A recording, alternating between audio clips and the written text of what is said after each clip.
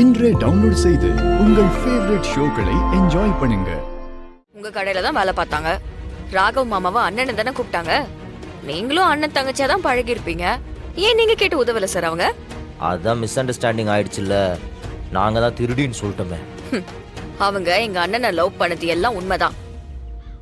இப்ப பாவம் ஏதோ குழப்பத்துல இருக்காங்க. சரி விடு, இப்ப என்ன பண்ணலாம்? இப்ப ஏன் மூஞ்சி உம்முன்னு வச்சிருக்க? அதான் உடம்பு சரியில்லைன்னு சொல்றாளே. இல்ல நிஜமாவே உங்களுக்கு உடம்பு சரியில்லையா இல்ல பொய் சொல்றாங்களா அவங்க?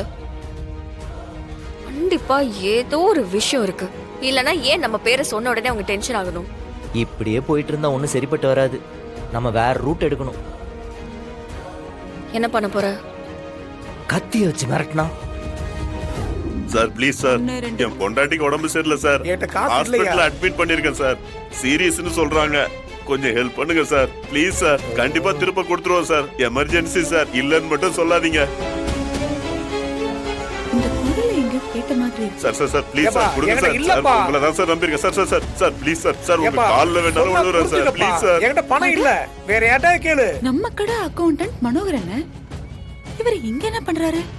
வேற யார்ட்டயா போய் கேளுப்பா ப்ளீஸ் சார். சார் சார் நல்லா திருப்பி கொடுத்துறேன் சார் ப்ளீஸ் சார். இந்த பணத்தை கட்டணும்னா ட்ரீட்மெண்ட் பார்க்க மாட்டாங்க சார். உங்க கால்ல வேணாலும் விழுறேன் சார். இல்லன்னு மட்டும் சொல்லிடாதீங்க. என் பொண்டாட்டி ஹாஸ்பிடல்ல இருக்கா. அடப்பாவுமே, மனோகரனுக்கு என்ன ஆச்சு? கெஞ்சிக்கிட்டு இருக்காரு. Please sir.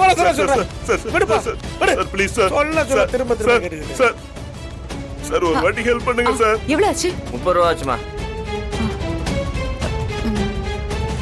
இந்தாங்க. போச்சு. நான் எப்படி என் பொண்ணை காப்பாத்த போறேன்னு தெரியலையே. ஐயோ கடவுளே. அண்ணே, வள்ளியம்மா இங்க வாங்கண்ணே.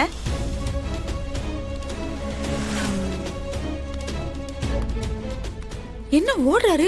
அண்ணா அண்ணா இருங்க இருங்க, ஒரு நிமிஷம் ஒரு நிமிஷம். என்னன்னா நான் பாட்டு கூப்பிட்டு இருக்கேன், நீங்க பாட்டு ஓடிட்டு இருக்கீங்க. இந்தாங்கண்ணா சாப்பிடு. இல்லம்மா இப்பதாம்மா சாப்பிட்டேன். யாரு நீங்க? சாப்பிட்டீங்க, அதை நான் நம்பணும். நான் தான் பார்த்தனே. பசியில உங்க கண்ணெல்லாம் எப்படி இருக்கு பாருங்க.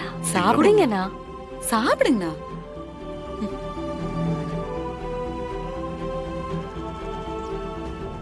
அட குடிங்கண்ணா, மோர் தான் குடிங்க.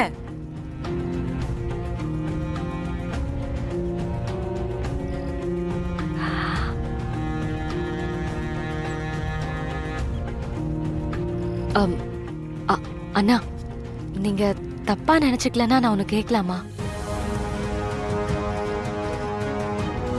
இல்ல, நல்லாதான் நீங்க வேலை பார்த்துட்டு இருந்தீங்க.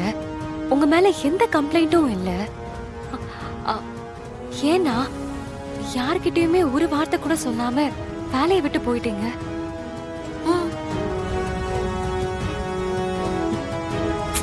போங்கண்ணா. மாமா உங்களை குடும்பத்துல ஒரு ஆளா தானே பார்த்தாரு. நாங்களும் அப்படிதானே நான் பார்த்தோம்.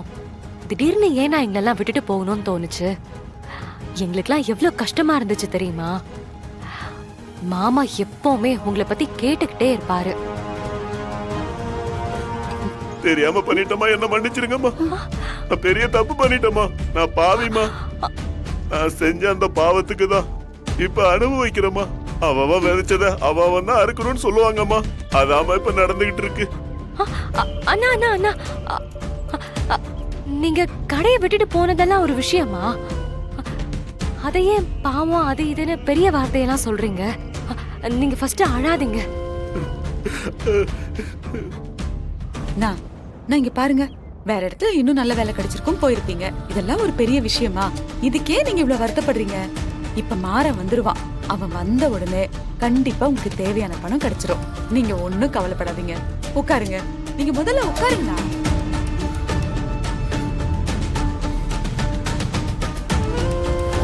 உங்க சொத்து பத்தெல்லாம் என் கைக்கு எப்படி வந்துச்சுன்னு நினைக்கிறீங்க?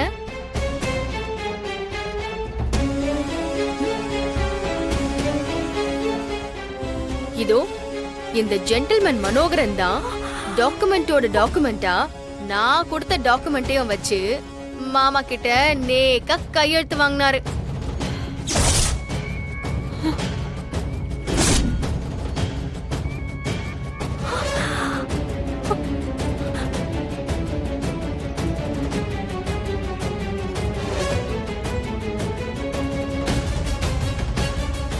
அதுக்கு பல்கா பெரிய அமௌண்ட் கூட கொடுத்தேன்.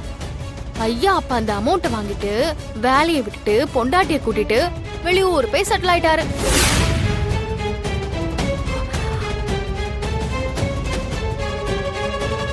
இப்ப என்னன்னா அந்த அமௌண்ட் செலவாயிடுச்சான். திரும்பவும் செலவுக்கு பணம் வேணும்னு வந்து கேட்டு என்ன டார்ச்சர் பண்ணிட்டு இருக்காரு. அம்மா என்ன மன்னிச்சிருங்கம்மா, தெரியாம பண்ணிட்டோமா, என்ன மன்னிச்சிருங்கம்மா. நான் பெரிய தப்பு பண்ணிட்டோமா. பணத்தாசையில இவங்க சொன்னதெல்லாம் கேட்டு உங்களுக்கு துரோகம் பண்ணிட்டோமா. நான் பண்ண பாவத்துக்கு தான் என் பொண்டாட்டி அனுபவிக்கிறான். என் வாழ்க்கையே நாசமா போயிருச்சு. என்ன மன்னிச்சிருங்கம்மா, என்ன மன்னிச்சிருங்கம்மா. ஏய்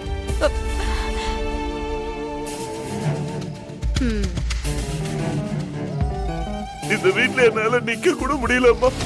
என் உடம்பெல்லாம் கூசுதுமா. நான் போறேம்மா, என்ன மன்னிச்சிருங்கம்மா.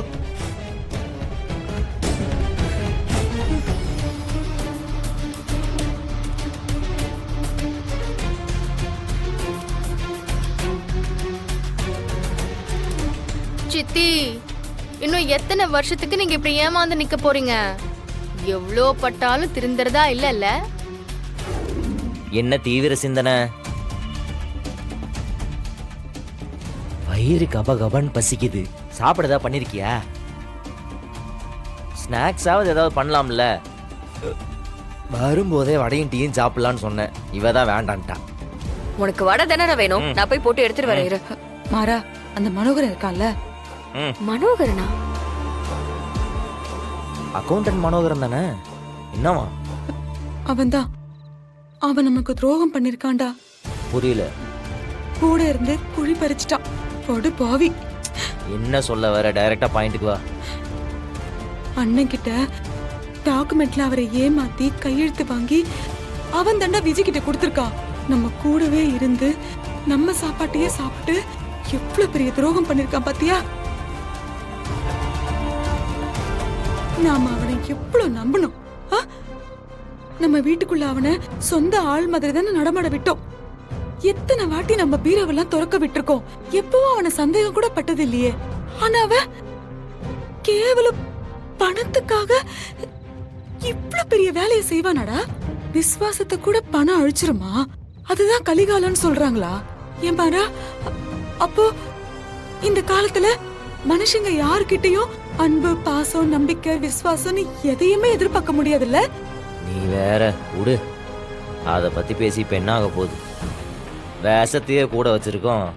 அந்த ஒரு விஷயம் பார்த்துக்கலாம், விடு.